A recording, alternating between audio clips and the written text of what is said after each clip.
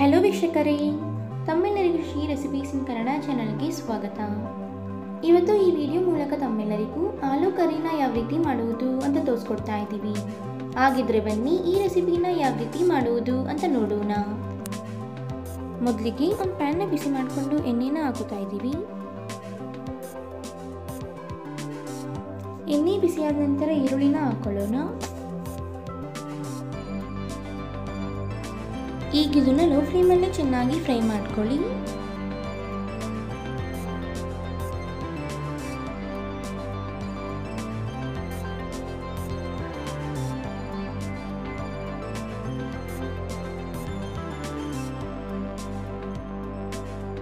ಈಗ ಇದಕ್ಕೆ 1 table spoon ಅಷ್ಟು ಶುಂಠಿ ಬೆಳ್ಳುಳ್ಳಿ ಪೇಸ್ಟ್ನ ಹಾಕೊಂಡು ಫ್ರೈ ಮಾಡ್ಕೊಳ್ಳೋಣ.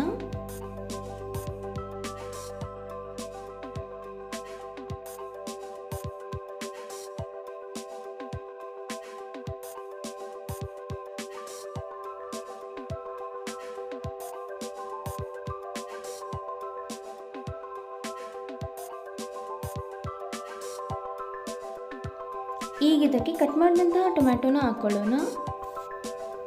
ಈಗ ಟೊಮ್ಯಾಟೊ ಸಾಫ್ಟ್ ಆಗೋವರೆಗೂ ಫ್ರೈ ಮಾಡ್ಕೋಬೇಕು.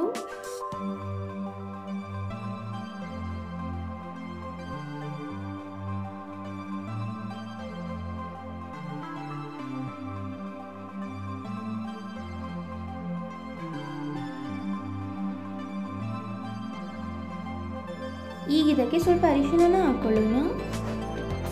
ಹಾಗೆ 1.5 ಟೇಬಲ್ ಸ್ಪೂನ್ ಅಷ್ಟು ಅಚ್ಚ ಖಾರದ ಪುಡಿ, 1 ಟೇಬಲ್ ಸ್ಪೂನ್ ಅಷ್ಟು ಧನಿಯಾ ಪುಡಿ,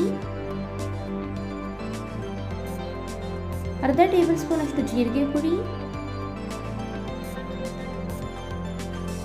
ಜೊತೆಗೆ ರುಚಿಗೆ ತಕ್ಕಷ್ಟು ಉಪ್ಪನ್ನು ಹಾಕುತ್ತಾ ಇದ್ದೀವಿ. ಈಗ ಇದನ್ನು ಚೆನ್ನಾಗಿ ಮಿಕ್ಸ್ ಮಾಡ್ತಾ ಲೋ ಫ್ಲೇಮಲ್ಲೇ 2 ನಿಮಿಷಗಳ ಕಾಲ ಫ್ರೈ ಮಾಡ್ಕೊಳ್ಳಿ.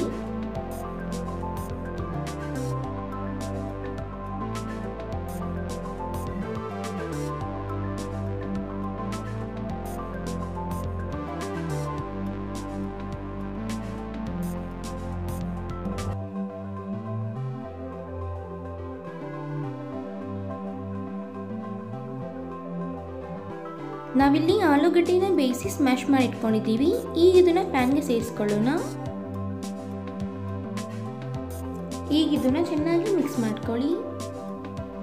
ಮಸಾಲೆ ಎಲ್ಲ ಆಲೂಗಡ್ಡೆಗೆ ಬೆರೆಯೋ ಥರ ಮಿಕ್ಸ್ ಮಾಡ್ಕೋಬೇಕು.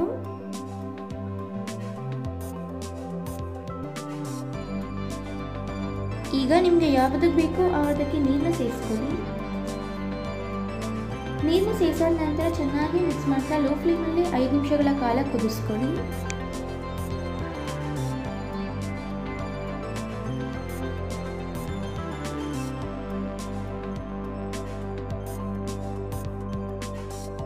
ಚೆನ್ನಾಗಿ ಕುದಿಸಿದ ನಂತರ ಒಮ್ಮೆ ಮಿಕ್ಸ್ ಮಾಡ್ಕೊಳ್ಳೋಣ.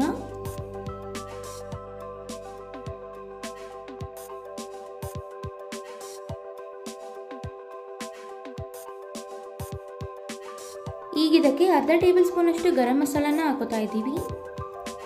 ಜೊತೆಗೆ ಕಟ್ ಮಾಡಿದಂತಹ ಹಸಿಮೆಣಸಿನಕಾಯಿನೂ ಸಹ ಹಾಕೋತಾ ಇದ್ದೀವಿ. ಈಗ ಇದನ್ನು ಚೆನ್ನಾಗಿ ಮಿಕ್ಸ್ ಮಾಡ್ತಾ 2 ನಿಮಿಷಗಳ ಕಾಲ ಕುದಿಸ್ಕೊಳ್ಳಿ.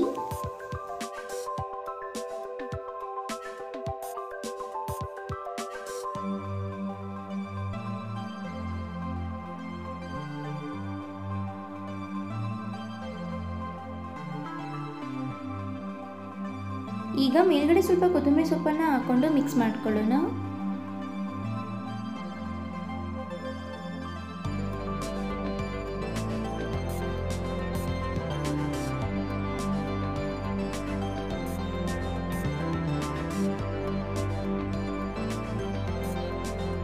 ಈಗ ಇಲ್ಲಿ ನೀವು ನೋಡ್ತಿರಬಹುದು ಕಂಪ್ಲೀಟ್ ಆಗಿ ಆಲೂ ಕರಿ ರೆಡಿ ಆಗಿದೆ.